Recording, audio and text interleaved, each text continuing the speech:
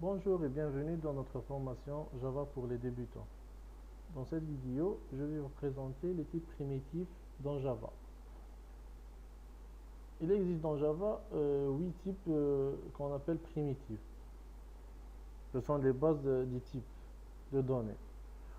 Je vais commencer par vous présenter le type des caractères, ce qu'on appelle en Java char. Bon, je vais créer ici une variable qui est une instance de ce type. Bon, notre variable s'appelle C, elle est de type caractère. Je vais affecter à cette valeur, à cette variable, une valeur. Bon, euh, je choisirai le A. Comme vous le voyez ici, on ne peut pas affecter directement une valeur à un caractère. Le caractère doit être écrit entre apostrophes pour qu'il soit accepté. Si on fait une erreur, on le déclare entre guillemets, ça déclenchera aussi une exception. Donc, j'insiste que les caractères sont déclarés entre apostrophes. Voilà. Le deuxième type qu'on a, c'est les bytes. Ce sont des entiers très courts. Donc, je vais instancier un objet du type byte. Donc, byte, B. Voilà. Je vais affecter à cet entier une valeur. On va voir ce qu'il va donner.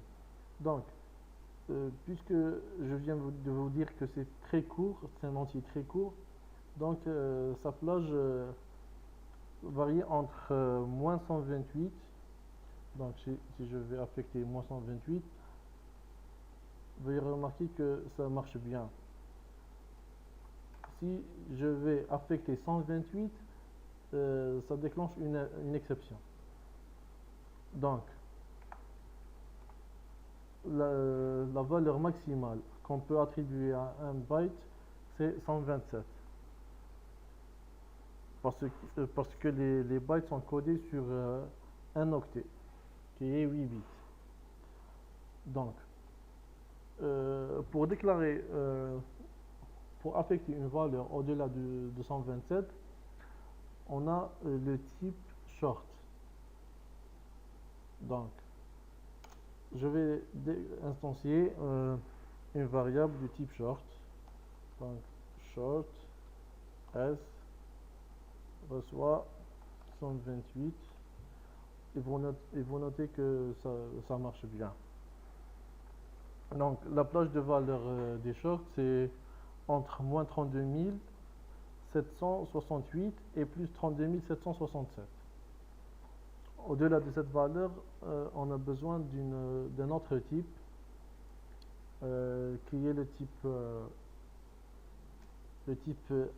entier, tout simplement entier. Donc en Java, c'est l'abréviation de integer, c'est int. Donc en Java, c'est int, i reçoit, comme je viens de vous le dire, 32 768. Cette valeur n'est pas acceptée en short. Je vais vous faire un exemple, une présentation, 32 008. Voilà. Vous notez bien qu'il y a une exception. Donc la valeur maximale c'est 32 767. Donc, les entiers sont codés sur 4 octets, donc c'est 32 bits. Au-delà des 32 bits, on doit déclarer une autre variable, un autre type plutôt, qui est les longs. Donc c'est les entiers longs. Bon, je vais faire un petit test ici. Voilà. Vous notez que au-delà de combien 3, 6, voilà. De 10 chiffres, ça déclenche une exception. On va faire le test ici. 1, 2, 3, 4, 5, 6, 7, 8, 9 et 10. Bon, il y a toujours une erreur ici. Pour corriger cette erreur, il faut préciser après le nombre que c'est un long. Donc, on doit ajouter le caractère L pour préciser qu'il est de type long. Voilà. Ici, vous notez que c'est réglé. Donc, il est préférable de la mentionner en majuscule pour qu'elle soit bien claire. Pour les entiers, on vient de finir les types essentiels. Bon, il existe les nombres avec des virgules, les flottants. Il existe en Java deux types. Les flottants, c'est un nombre réel simple. Ils sont codés sur 4 octets. Donc, je vais instancier un objet du type flottant. Donc, c'est float f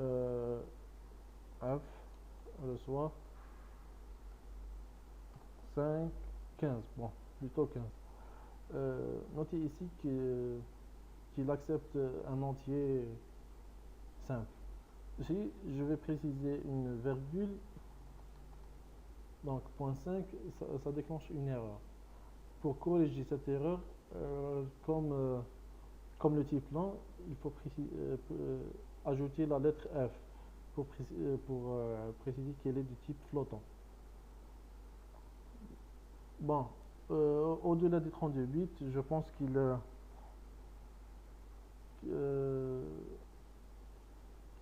qu'on doit préciser un autre type, qui est le type double, qu'on a déjà vu dans les exemples précédents. Voilà, double D, 15, 5 ici, 9, 9, 9, voilà, virgule. Bon, au-delà des 8 octets, on doit ajouter la lettre D pour préciser bien qu'il est du type double. Donc, il y a un autre type qui est utilisé souvent, c'est le type des booléens.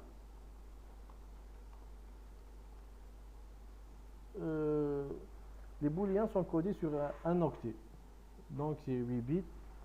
Les booléens acceptent en général deux valeurs, soit vrai ou soit faux.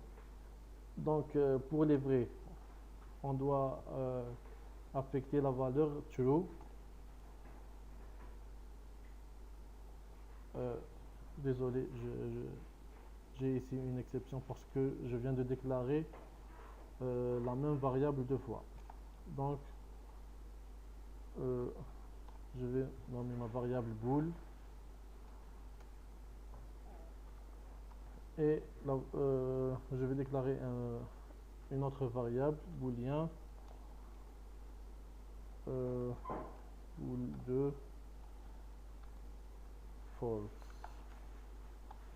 Voilà, ce sont les deux valeurs qu'on peut attribuer à un booléen.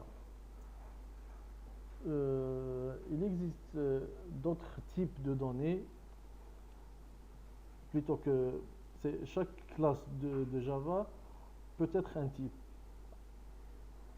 Mais les primitifs sont ceux que je viens de vous montrer ici.